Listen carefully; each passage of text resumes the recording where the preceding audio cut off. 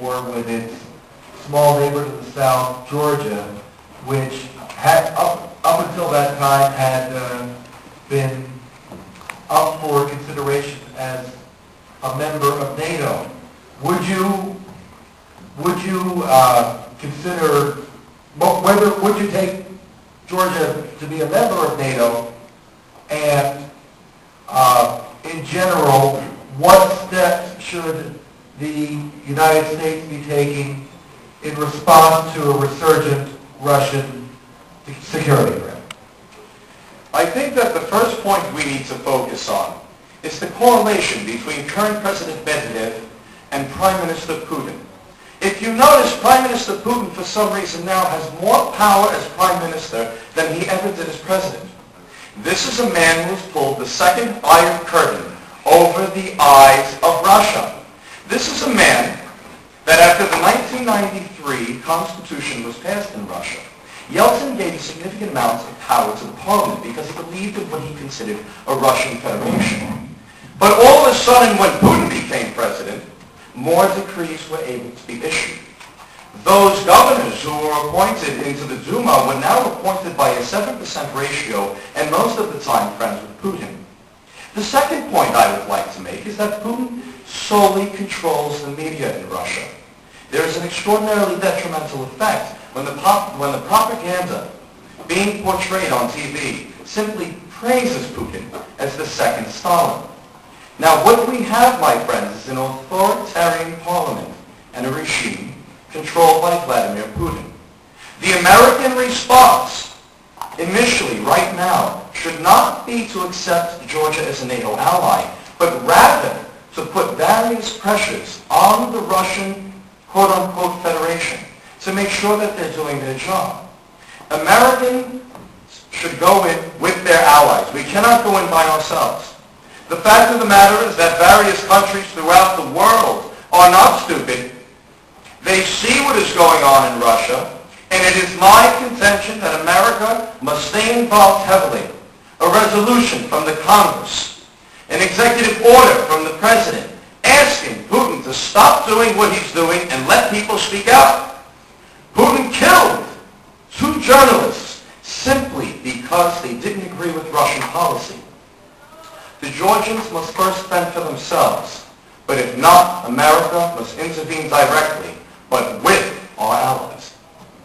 Thank you, Matt. Matt has 90 seconds. Well, it's kind of tough to deal directly with our allies when we don't really have much left because of the Iraqi war.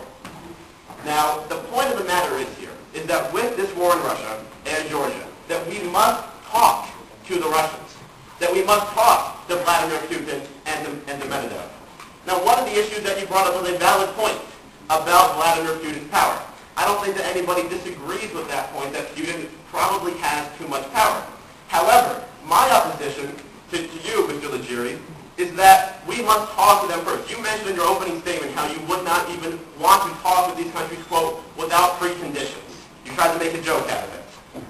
Now, you can laugh all that you want here, but the point of the matter is that with these preconditions, this is just the next president, probably President Barack Obama, and going to these countries and talking with them. Because you cannot get anywhere without talking to the leader. You cannot have the leader of the United States of America refuse to talk to another country's leader just because you don't agree with them or that you think that we have too much power. Otherwise, I'm sure that a lot of people would do that with President Bush today. Now, to further stipulate one of the points that you made, with how we deal with the Russian government now is that we must engage directly with the Russian government on issues of mutual interest. We must work with them on nuclear proliferation, and we must work with them to make sure that Al-Qaeda does not resurface in Russia. Paul, 30 seconds. To quote Matt Landau, he said we should work with the Russian government on nuclear proliferation. Well, that's a really smart idea, don't you think? This is a man who has completely blindsided the rest of the world into believing that he is running what is a federation. If Matt Landau had specified my remarks, he would have been cognizant of the fact that when I was speaking of preconditions, I was speaking particularly to Iran and to President Ahmadinejad, who Matt Landau would agree that his own candidate would meet with him with no preconditions.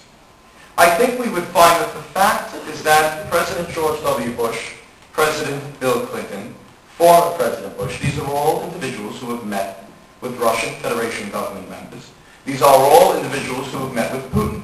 And perhaps if Mr. Landau did some fact-checking, he would already know that we've settled those preconditions. Thank you, Paul. Next question is will Matt start off with the answer. Matt, is China, People's Republic of China, a strategic partner of the United States, an adversary, or an enemy? And what should be our foreign policy towards China and the Pacific Rim in general? I think that with regards to China, we must work with them once again, just like other countries. That it's no longer good enough that we must trade with China, that China has good sources, and that we must trade with them to make sure that the United States does not get hurt abroad. That's a good question. I guess, Paul, are you done, Matt? For now. Paul, go ahead. 90 seconds. Thank you, Mr. Landau, for that extensive response. Ladies and gentlemen, China, I want it understood right now as a fact and not opinion that we are globally interdependent on China, and that we cannot directly go in with any military intervention, but rather those of you who know just war theory, and those of you who have ever taken a philosophy course, understand that there comes a time when the world must become involved in humanitarian intervention to prevent the evils that China is putting on its own people. China calls itself the People's Republic, but what they really are is a stance back to communism. They pose themselves as this great leader, and they cover up most of the bad things they do to their own people. But Deng Xiaoping, one of the former leaders of China, is guilty of filing a report, according to the Brookings Institute, that if the United States became directly involved in any intervention, that he would shoot over 100 Scud missiles at any planes entering over Chinese airspace. This is a problem that we must deal with our allies. I think if we were to put pressure on China, because although China's economy is growing 10 times at the rate of the United States, our economy is roughly 10 times the size of China's. Because we are globally interdependent, these are sanctions that we can happily place on the Chinese government in hopes that they will provide a better life for their people. And hopefully they will not condemn them for practicing their own religion. Paul, sorry, bring your time now. Matt, you have 30 seconds. We need a little more. You should be left some on the table. I think that Paulie made some good points and that we need to work diplomatically with them. Thank you. You're welcome.